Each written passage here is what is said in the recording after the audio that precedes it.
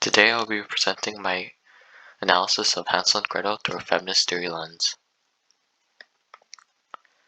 My guiding question is, how does Hansel and Gretel challenge or affirm traditional views of women?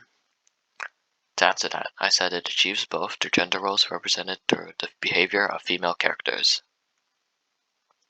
First we have the mother. We observe that the mother is dominant in her marriage, as she makes extreme decisions while her husband is submissively accepting them, despite believing otherwise. This challenges the traditional views of a woman in a marriage, where men were viewed as the dominant figures in a marriage, but in this case the marital status has been reversed. The mother also expresses distaste towards her children and her husband, lacking the care of what might become of her children alone in a forest.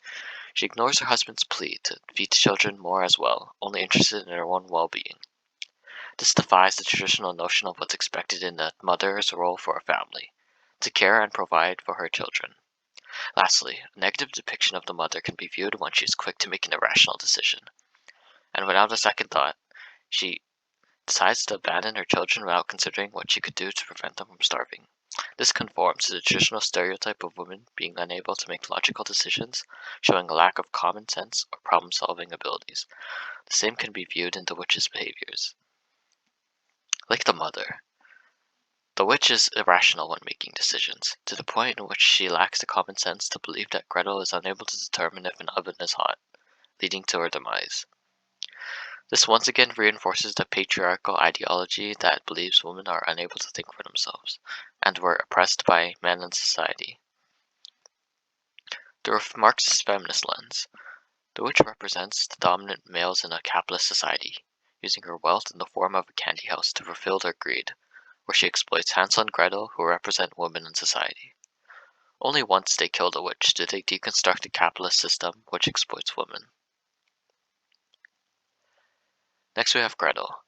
In the beginning, Gretel is very emotional and unable to think or act for herself, looking towards Hansel to be the decision maker. This enforces a view of traditional women being unable to fend for themselves, or giving up easily, relying on that of a man, similar to the archetype of a damsel in distress. After the two are kidnapped by the witch, Gretel is forced to perform the house chores such as cooking and fetching water so that Hansel can be fattened. Here she is affirming to a societal perception on the roles of a woman in a household, performing the same tasks a housewife might have been expected to.